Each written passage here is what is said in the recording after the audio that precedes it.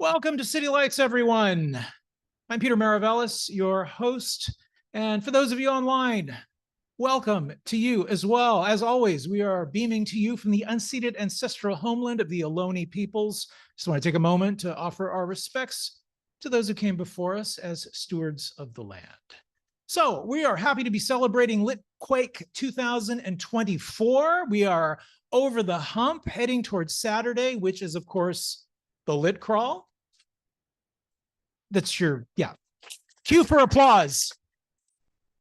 We have catalogs at the front counter, and also I think we have little maps for Lit Crawl. Pick up some going to be some amazing events, literally hundreds of writers all along Valencia Street in the Mission, an entire evening of just wonder and delight. So we hope you'll be able to make it.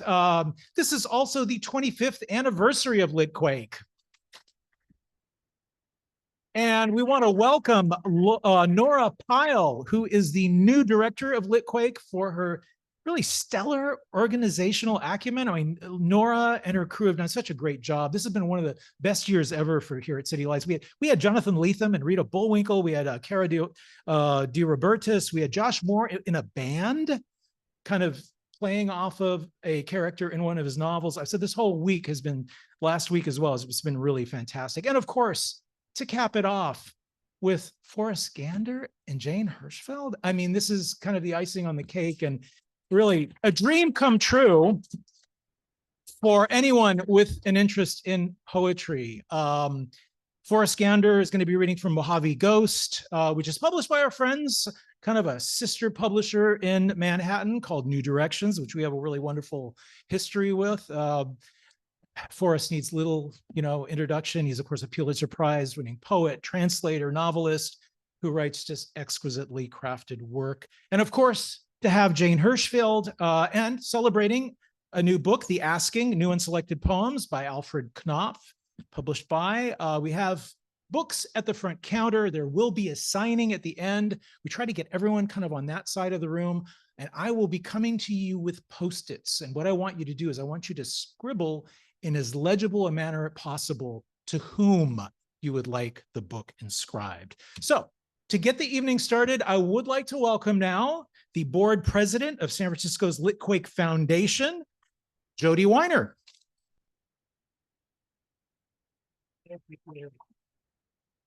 Hi, everybody, and welcome to Litquake's 25th anniversary. Peter just stole most of my speech, so I'll be really brief. We are Litquake. We are San Francisco's literary festival. So again, thank you all for being here. And this year, we are sponsoring and have brought and are bringing, by the end of the festival, which started on the 10th of October till the Lit Crawl, as Peter mentioned, on the 26th, over 140 events. 500 authors are going to be presenting during the course of the festival. And obviously, it will end on Saturday with the legendary Lit Crawl, which we will sponsor over 60 events during the course of 4 hours, where we take over Valencia Street from 16th to 24th. And we'll be presenting that night over 60 events, and all of them are free. So tonight, I just want you to know that obviously we are, not obviously, but we are really honored to co-host the celebration of Pulitzer Prize winner Forrest Gander in Mojave's Ghost, in conversation with the great Jane Hirshfield. Special thanks actually to City Lights booksellers and publishers for helping make this event possible. And I want to make just a few quick notes before we get started. As you know, Litquake is a small nonprofit, and we really exist, as tonight is free and it's based on donations, we really exist on all of your donations to support the organization. We're proud of the fact that nearly 90% of our events throughout the year are free. All the money that we raise goes to present these festival events and to present our KidQuake program, which brings books to mass amounts of kids throughout the city and lower income places. In addition to our elder project, which we support, and we go into assisted living facilities and actually encourage and teach elders to write their memoirs, which at the end of a process, we publish as a book. So it's a marvelous thing. And since ticket sales only cover approximately 90% of the cost of presenting this festival every year, please consider dropping us a few dollars. You're keeping literature and books alive, and you never know, you might even feel good about yourself doing it. So without further ado, let me bring back the man, Peter Maravellis. Thank you. So I want to remind our friends online, we're going to be posting links in the chat function of your Zoom dashboard with which you may purchase books from both our authors. And without much further ado, we will begin with Jane Hirshfield.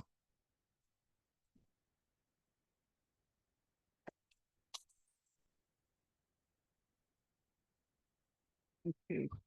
Well, I am thrilled to rejoin Litquake, thrilled to be back at City Lights, and beyond thrilled to help Forrest celebrate his brand new book. Mine's a year old now, but still feels kind of new. So we're not really going to be that much in conversation, except to the degree the poems are. I emailed Forrest and said, what would you like to happen? And he said, you read, I read, we all talk. So that's what's going to happen. I'm sorry, I made that sound ungracious. It was really gracious the way he said it. Said, no, I want to, anyhow.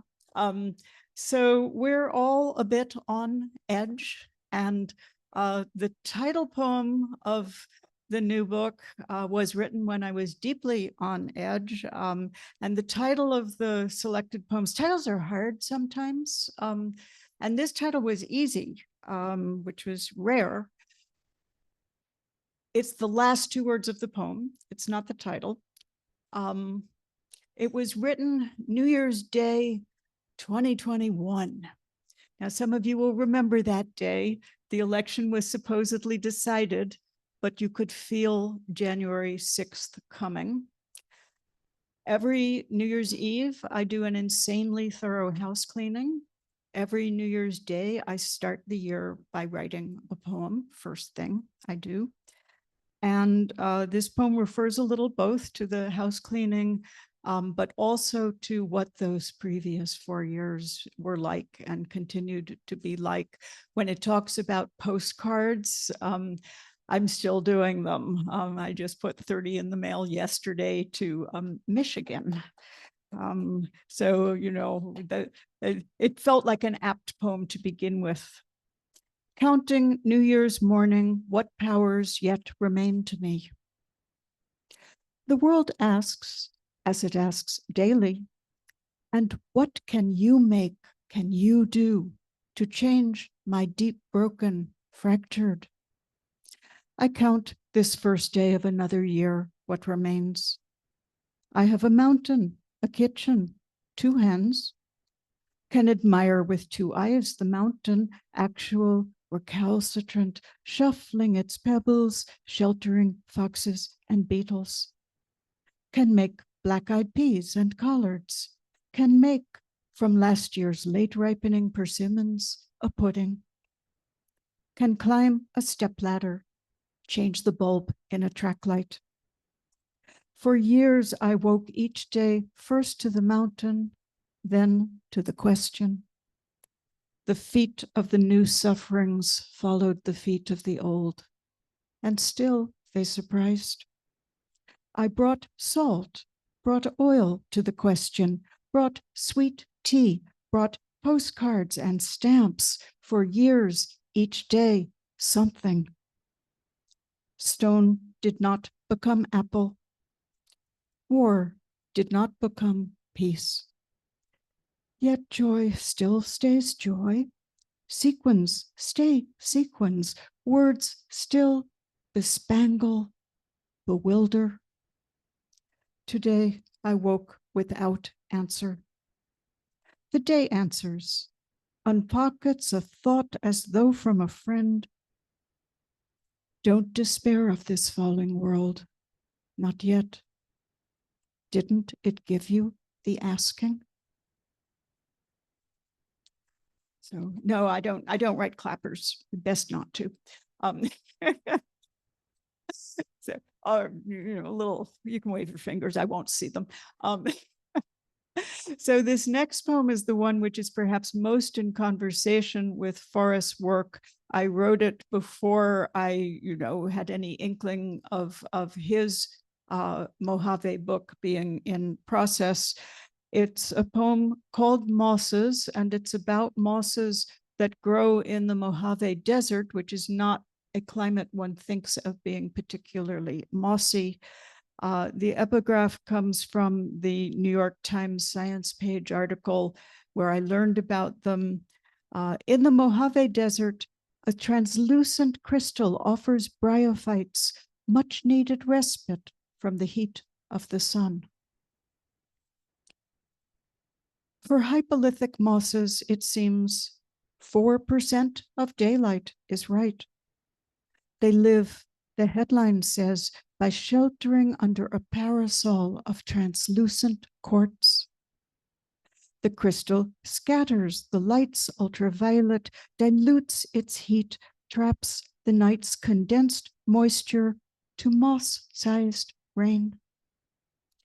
I think of these mosses and consider, perhaps we too are mosses, evolving to the parch of our self-made Mojaves, unable to bear the full brightness, the full seeing, to recognize fully the Amazon burning, the Arctic burning, the monarch's smoke-colored missing migration.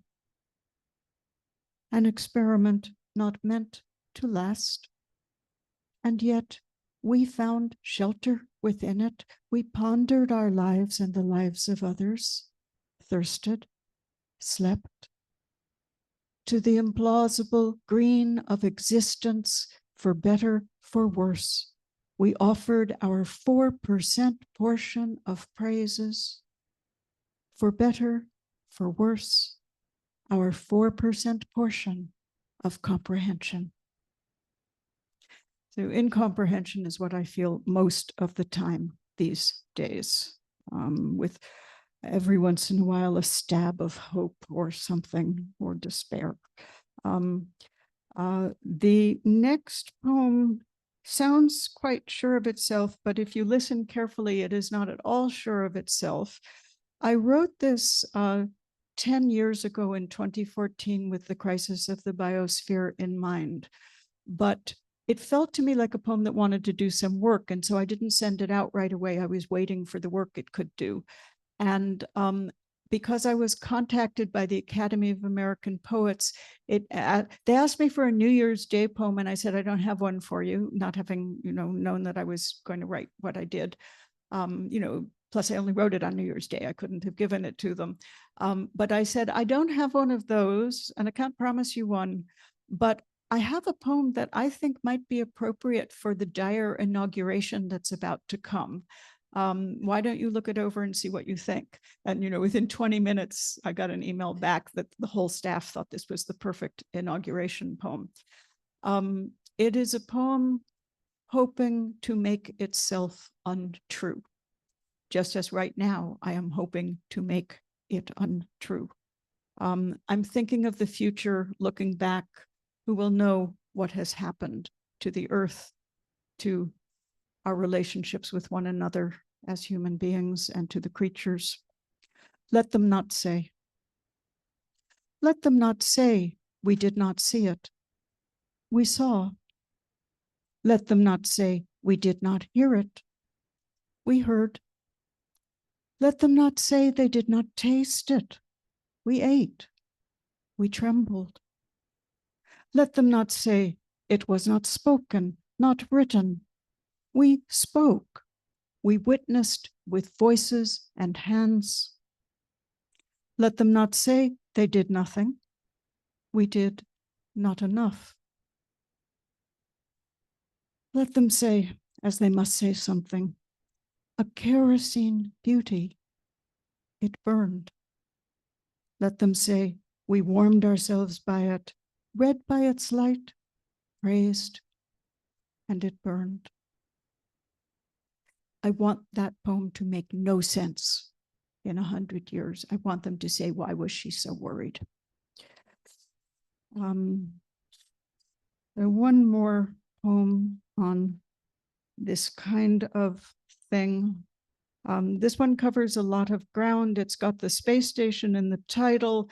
It's got evolution, the asteroid that took the dinosaurs, the geomorphology of how Florida was made, the Syrian civil war, refugees in the Mediterranean. Day beginning with seeing the International Space Station and a full moon over the Gulf of Mexico and all its invisible fishes. None of this had to happen. Not Florida, not the ibis's beak, not water, not the horseshoe crab's empty body, and not the living starfish. Evolution might have turned left at the corner and gone down another street entirely. The asteroid might have missed. The seams of limestone need not have been susceptible to sand and mangroves.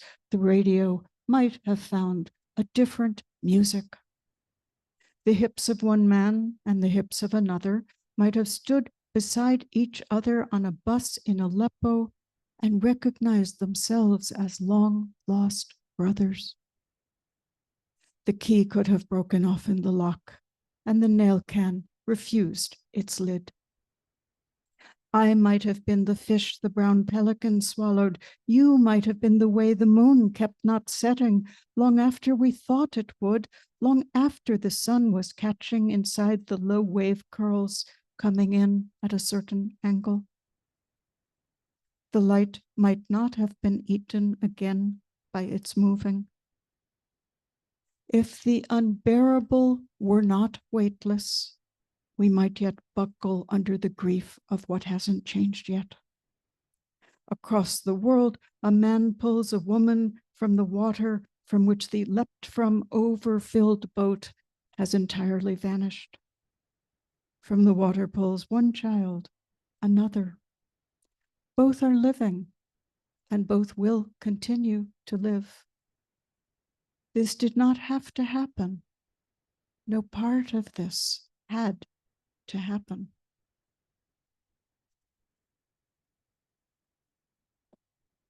So, leaving the dire for the moment to the semi-dire, I like really short poems, and I haven't been reading them much these recent months. So one really short poem, a little bit, to bring forward how what we call things makes a difference to how we live them. I sat in the sun. I moved my chair into sun. I sat in the sun, the way hunger is moved when called fasting. So I will give you now, because Litquake is so much about new work, I will give you 1, 2, 3. I'll look at the clock. Okay. New poems written since this book's new poems. A poem of, if you hear them all, one poem of perplexity, one poem of hope, and one hope of the solidarity of witness. So, poets go around, and we're a little bit like Nobel Prize winners in that people ask you questions about things that you really don't know anything about, as if you had some special wisdom to bring to the impossible. And I was on my way, both Forrest and I spent time in China this August. We missed coinciding in Shanghai by 3 days. I just thought that was such a shame. But I was talking to a lot of people while I was in China, and I was very worried that I might be asked some questions that I just would have, no way of knowing what to talk about. So I was thinking, what would I say? And then this poem came and mugged me. I am asked a question. My life asks me a question.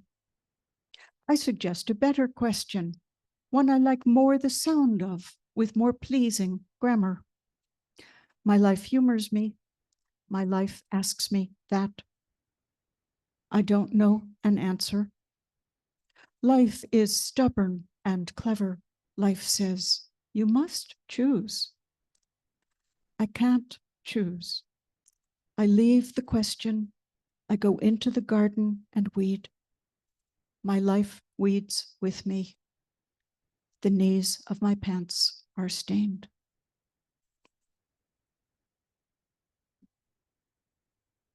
Hope is really an amazing emotion, in that it just can't end. I think evolution wanted us to be hopeful creatures so that we would keep trying.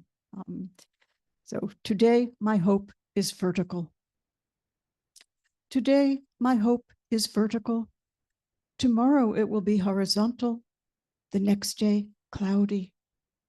My hope is like a Greek myth, exchanging skin for bark, bark for scales, scales for the hollow bones of a bird. In these ways, my hope attempts to escape its fate. In myth, hope surely knows escape is useless. Still, hope will try. I, who will someday leave behind this three-dimensioned puzzle, pity my hope. Poorling, I say to my hope, even I cannot spare you. Even I cannot make you mortal. Winged, rooted, finned, roofed, or roofless, of all my shapes, only you, hope, know nothing of irony. Only you cannot be cynical or cloak yourself in the objectivity of grammar. Only you cannot suffer suffering. You exempt, you deny, you protest with speech and with silence. You forgive, helpless to not, in speech and in silence. I, citizen of perspective, born into the tribe of time, will vanish into its blurring distance. But you, most intransigent, most stubborn of all my parts, will be forced to continue. How tenderly, with two open hands, you reach again today for hunger's apple.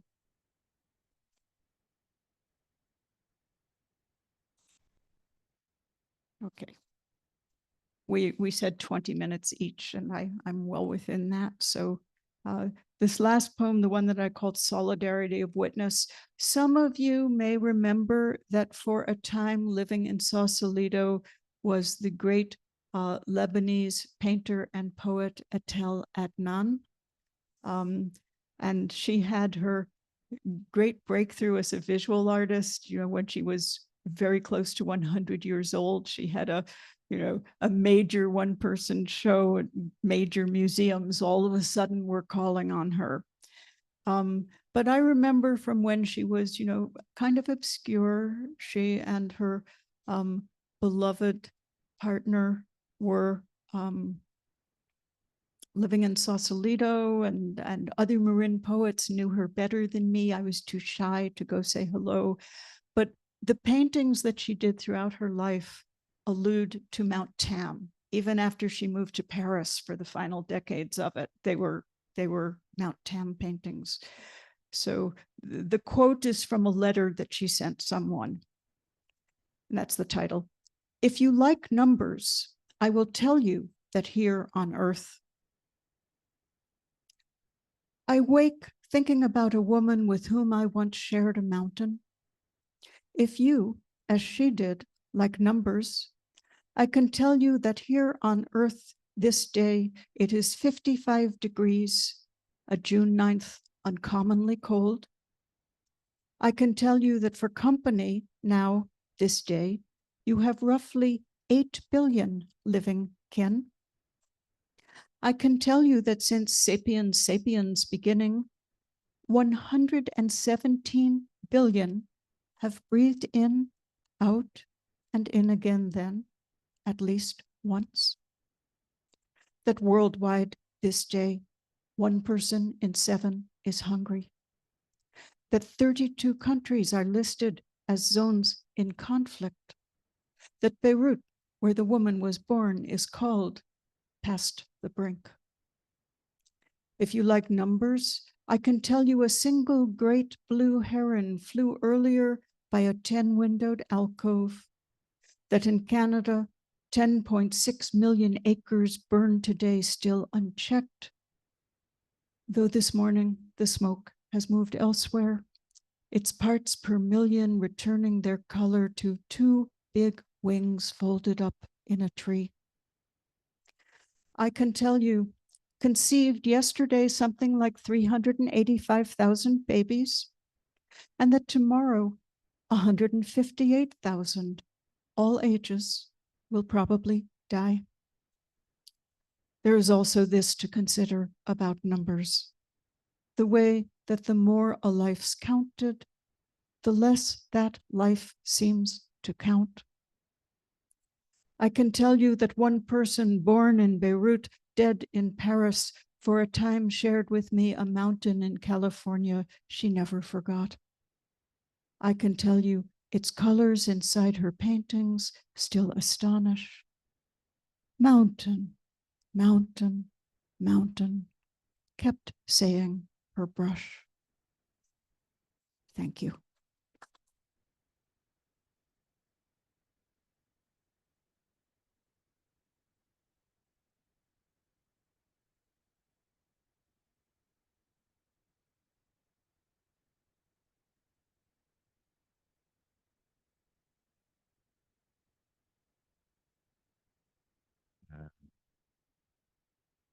So thank you for coming.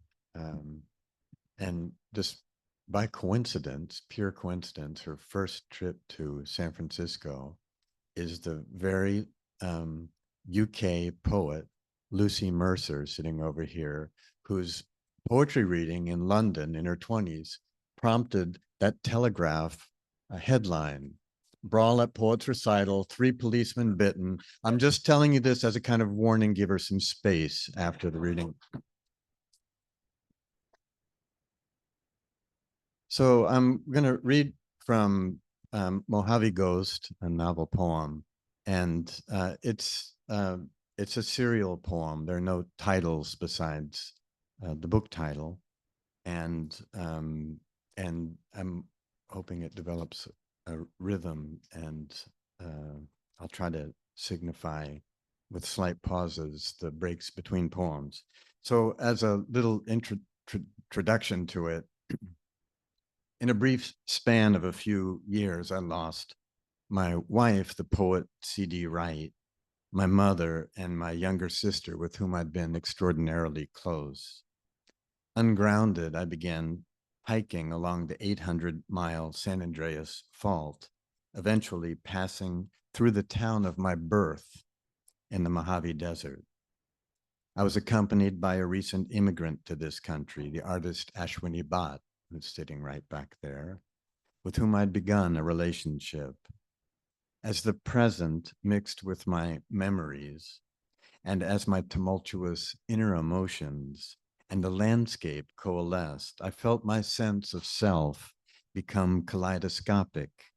I found myself correlating my emotions and the stricken landscape with other divisions, the fractures and folds that underlie not only this country, but any self in its relationship with others.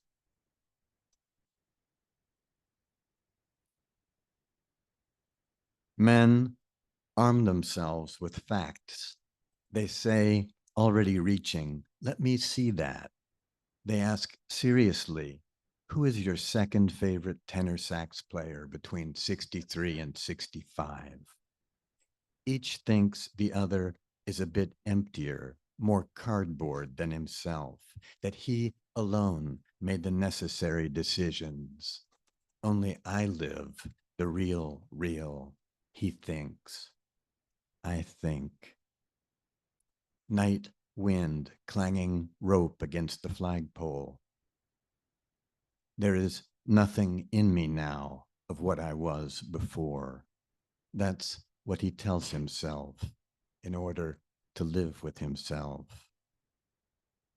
Nearly midnight, on the dimly moonlit porch, his hiking boots lined up neatly at the front door. 3 of the 4 black laces are tucked into the boots' collars, but one has gone loose, spilling from the eyelet to the concrete like a thin blood trail. I found my necessity, too, was provisional, and whatever was essential in me had gone slack behind certain irrevocable choices I made. She asked quietly if he noticed. What? How the small moths come out at dusk, but the big ones, these, she said, casting her eyes into the darkness, only after midnight. A studied lack of correlation between his eyes, intent on her lips, and what he wants, which is somewhere else. That spangled negation she so casually calls evening. It all changes in the seconds it takes for a parasite in the saliva of a sandfly to replicate itself in the gut and migrate to the fly's proboscis. Waking alone into the faintly semen smell of the middle of the night. Back at Lana's diner, watching the woman at the far table sweep her hair to her other shoulder and flash her teeth at her companion. Red sauce, says the woman when her eggs come, and the waitress returns with ketchup. As I'm picking up my check from the table where I've eaten alone, the waitress calls, "Come again," and instinctively I answer, "We will." Handwritten note near the cash register, "Do not lean arm on pecan roll." So I pay up and step into humid, rock-flavored afternoon heat, dark pompadour clouds casting giant shadows. Gonna be a gully washer. Technically, it is stunned, not dead, and though the retractable bolt has obliterated the cow's brain, the nicotine Saturn of its still open eye seems to regard me. What bird wove those sprigs of lavender, mint, yarrow, and citronella into a nest below our rusted porch light? Just before the rain begins to blow more rain against the rain.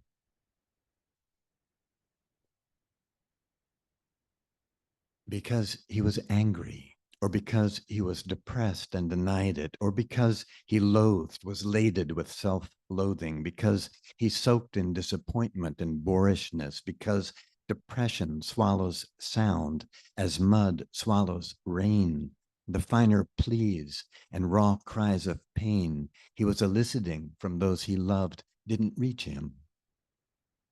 Now he finds there's no way to mind the gap between first and third person perspectives.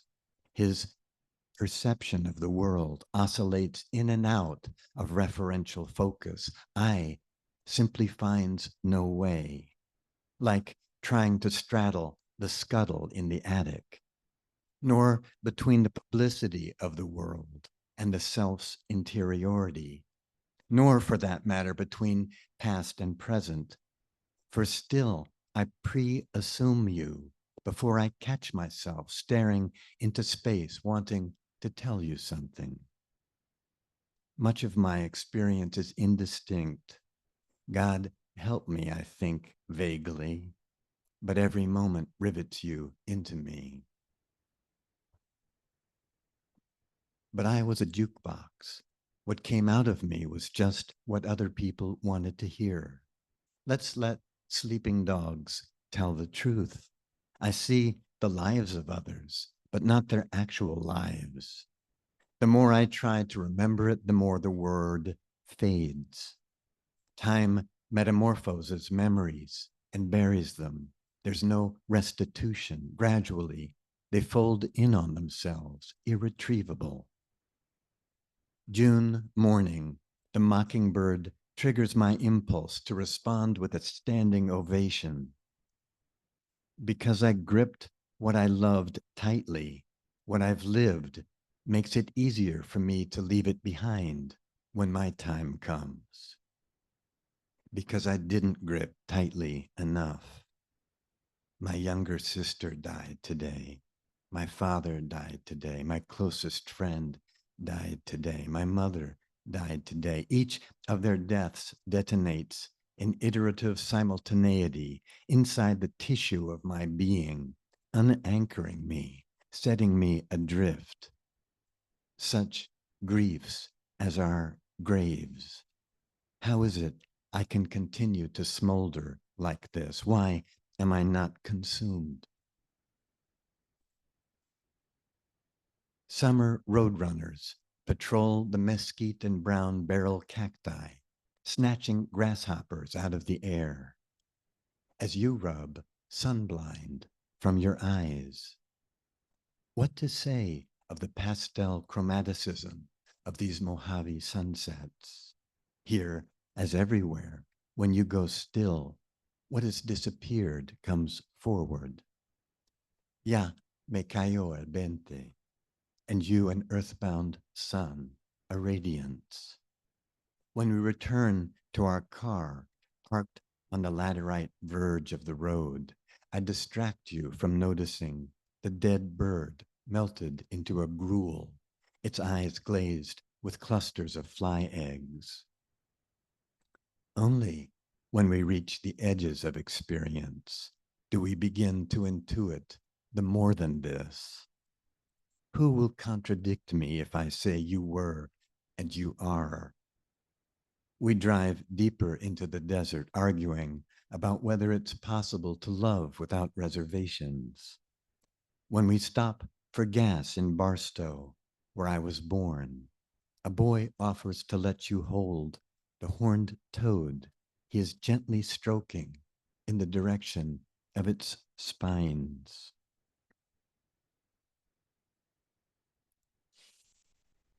Shifting light animates the room. What is so ordinary about living every day as we do at the threshold of each other?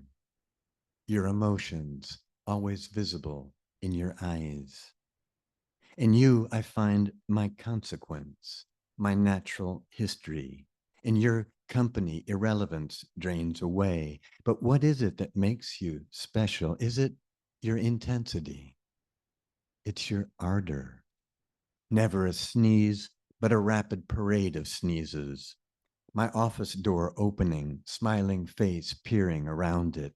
You said you couldn't help falling in love with me because I looked at you with the mesmerizing gaze of a border collie. Last night we parked in the roundabout at the end of the lane, just listening to the hiss of sodium vapor streetlights and watching cyclones of oak moths rising and falling. We, who are also taking place in this place. The moon siphoned away into clouds. Was I even there? Will I be there when you need me? An olivine moon. The sum of what he knows of her is balanced on what he doesn't know. Came home early and caught her singing in the shower. His insides stirred as though for lunch he'd eaten sardines and a parrot. The covenant and affirmation of being his beloved's beloved. But the true explanation of an intimacy is the duration of that intimacy. Like an evening coming alive with fireflies, he feels himself pulsing from vivid amber to green.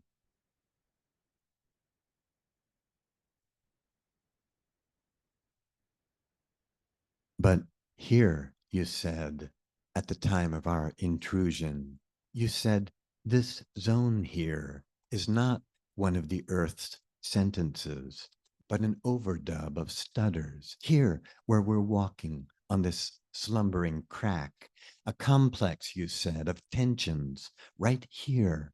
And you bent and touched your finger to the warm, ant-fenestrated dirt, while I surveyed the hairpin turn in the arroyo beside us. And then you stood and brought it, your finger, to my lips. You said, here, and you watched me as the taste, part you, part earth, brought a change to my face.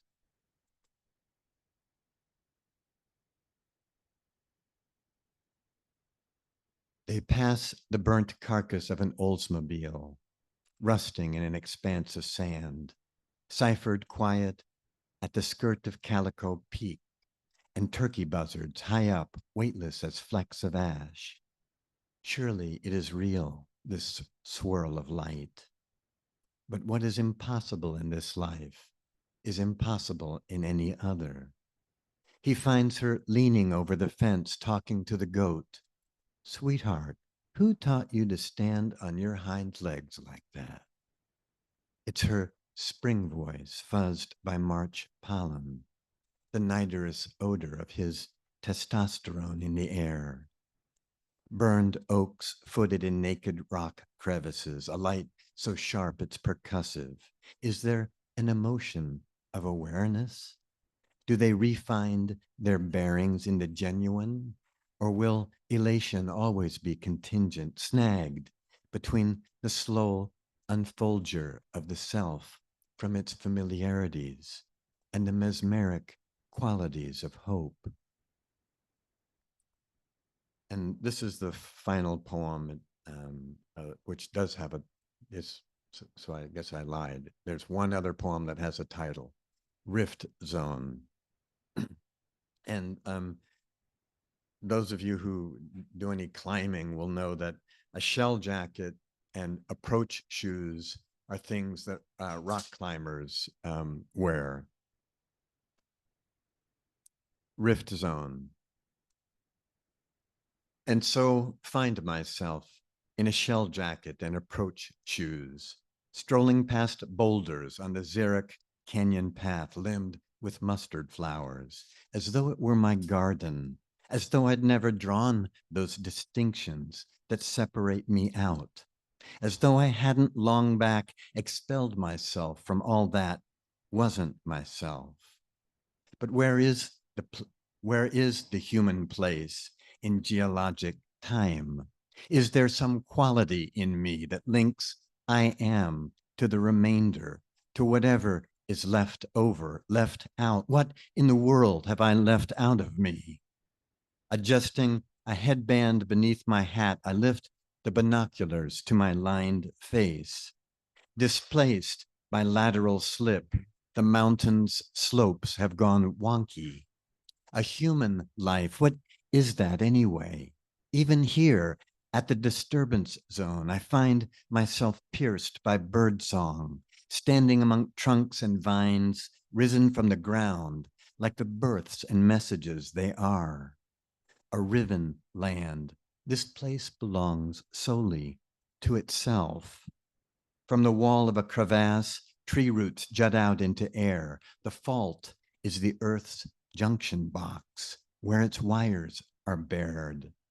The conflict churns underground, howling out in the faintest of decibels.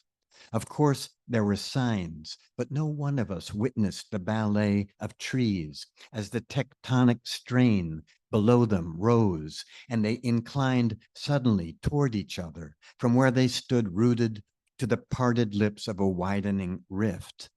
The earth humphed and rolled, and the trees bowed forward and held their new pose, which strangely resembles a gesture of devotion. But back at the start, I was occupied with myself, as though I were never to be apart, as if I weren't both in and of it. Of what? So I hike the long fault for some new point of view, asking, muddled with anxiety, what comes next? Now that I can't claw my way any further from what doesn't resemble me. The earth keeps stretching, knuckling, stretching out from under itself, hungry for a new shape, a new address.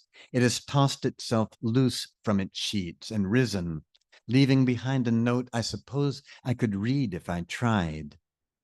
The fissures run through everything, even through my remaining years, which I can count probably on my fingers.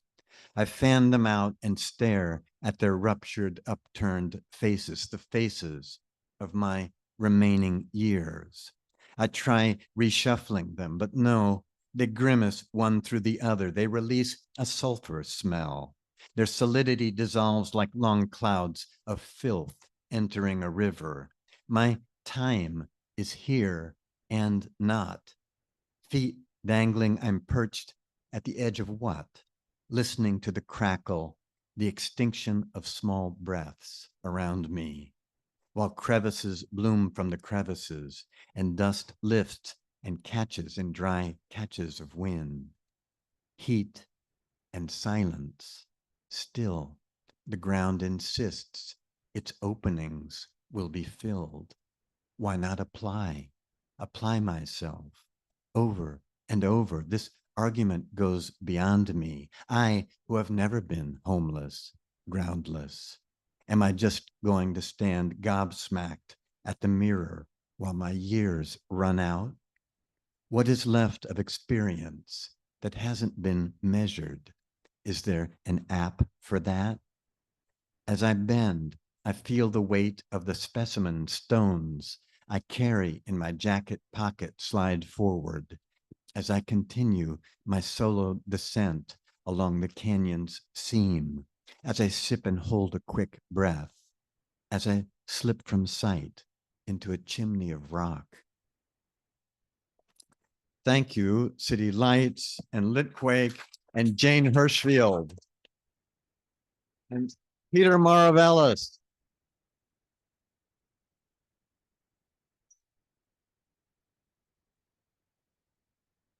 So we want to offer you a chance to offer questions and comments. But I was thinking before we do that, I wanted to offer the two of you a chance to respond to the bounty of each other's words before we go into this, just for a few minutes. I was just telling Jane about those new poems, the way that her in especially two of them, the way that her life, the way that she writes about inhabiting her life, so that she's gardening and her life is gardening with her. And then I can't quote the other one, where there's also this sort of separation of self into multiplicities. I really love that. Oh, yeah. Well, and I've heard Forrest read a little from this book before, and I fall into the specificity and immense range of the diction of the poems, the descriptive words. He knows the names of things, and each of them becomes infused with the feeling of this step, step, step, the full length of the fault ground of our lives. And I am just immensely grateful to live in a world of poetry that includes these poems. So I have a degree in geology, which I've probably assaulted you with tonight. But and that specificity, that's also something that you notice in Jane's poems, how many of them end not in the consciousness, but in the world, on just these sort of what you'd call pathetic endings, these quiet endings where the world speaks and not the poet. So I think it feels to those built as some of us are that, our lives are made of the material of what surrounds us. And you would be a different human being without having walked those many miles. Your grief would have a different flavor if you had cooked. Yeah. And some people do. Some people cook through their grief. Some people hike the length of their grief. We want to feel this world as shared. And that is what art and poems let us do. Not only writing them, of course, but reading and hearing the poems of others. My own losses, which came sort of all in a clump of time. It was father, sister, mother in my case. And to hear someone else wrestling so tactfully through what do we do with our grief. And I think, what artists do is you don't just express it, you go out and you walk it. You take it into engagement with the materials of existence. And somehow that feels like a restoration to, okay, my job is still to live. My job is to live. Your job is to be in love and walk fractured ground in the company of someone who can touch the earth and touch that hand to your lips. And it is not only the human love whose scent you take in at that moment.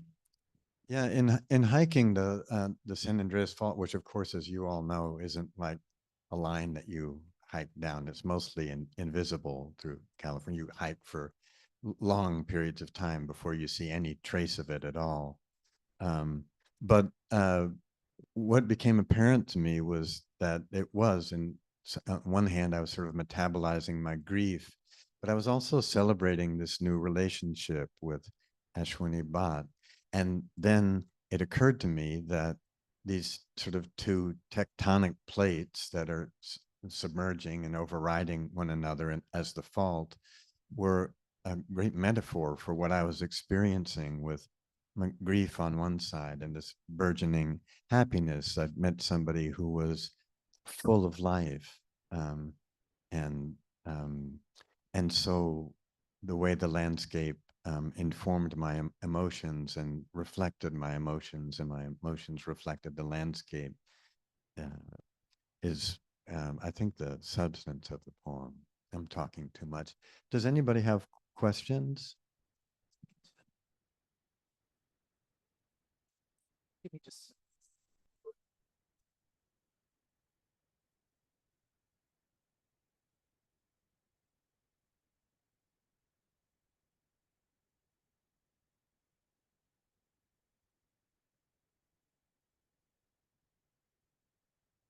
I wanted to jump on Jen Hirshfield's remark on grief regarding Forrest Mojave Desert sequence. Between Edmund Spencer's Epithalamion, Stephen Mallarmé's Autumn Fornatal, opens of being numerous, you've had serial poems on new love and serial poems on grief, but and perhaps I'm wrong, but rarely serial poems that explore both at the same time. It's the serial poem also seems to be a fairly rare mode of writing. It seems that these days more discrete poems are more in fashion. So what compelled you to use the serial poem to explore both this new love that you have with Ashwini and those themes of loss and grief? It was really beautifully phrased. Would you like to answer it also in that same? I'm not going to match your. He mentions George Oppen, who is of enormous importance to me, maybe my favorite American poet. He lived in San Francisco, and whose long poems are incredible, and I recommend. You all know him in the UK, yeah. And really, it wasn't a decision at all about, writing. I was sort of just responding to my circumstance and trying to be as honest as I could, trying to expose the core of my subjectivity. And so in a lot of my other books, I'm very interested in music and poetry and how the body is involved. And I've often had a kind of acrobatic syntax, but in this poem, it's a very restrained syntax. It's very much sentence-like, and it's grounded. There's a beautiful thing, speaking of groundedness, that Oppen says. He says, the self is no mystery. The mystery is that there is something for us to stand on. We want to be here. The act of being more than oneself.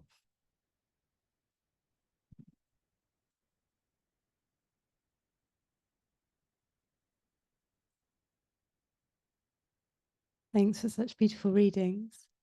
I'm thinking about underworlds and overworlds. Forrest, in your there's also, following this San Andreas Fault line, a kind of sense of an underworld journey. And Jane, with your poems, I was thinking of the overworld, the sense of looking down on earth. I was also thinking of Gillian Rose and her epigraph to Love's Work, where she says, keep your mind in hell and don't keep your mind in hell and don't despair, or something like that. I paraphrased it very badly. So it's not a question per se, but I wonder if you have any thoughts on underworlds and overworlds with your poetries.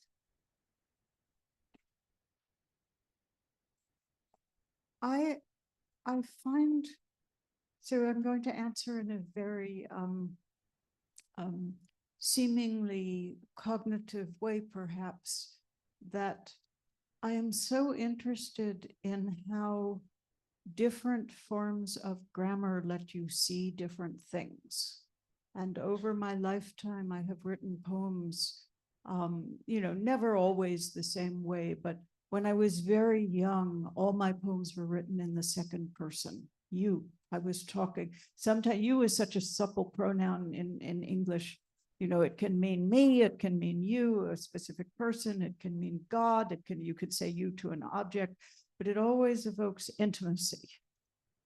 And in these more recent eras of my life, I think I have so wanted a larger perspective. And so some number of the poems, and I can't even remember, if it's true of the ones I picked for tonight or not, but I began writing a number of my poems looking at my life in the past tense. And I think that is, a sense of overview. If you are looking at your own life as if it were over,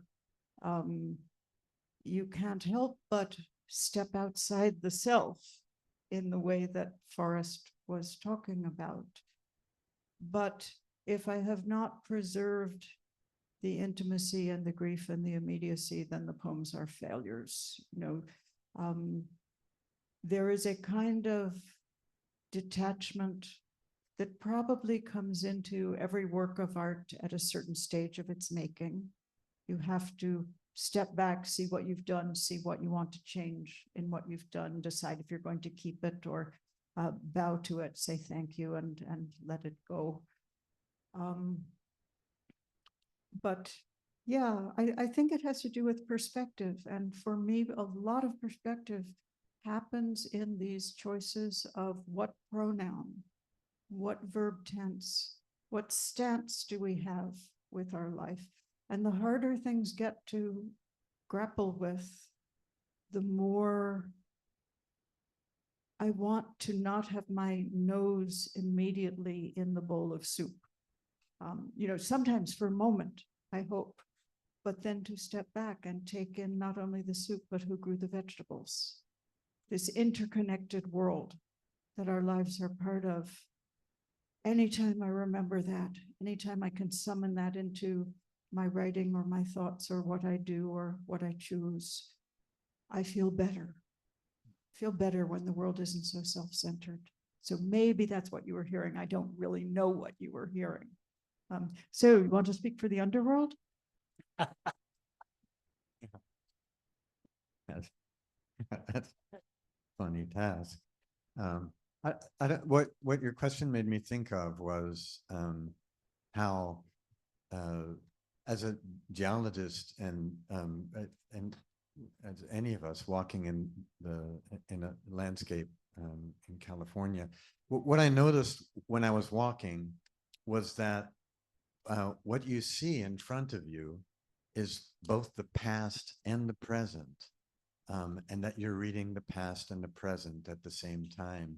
And that really, that's what our consciousness is also, even though we sort of train ourselves to streamline our sense of time into, you know, a movement between past towards future.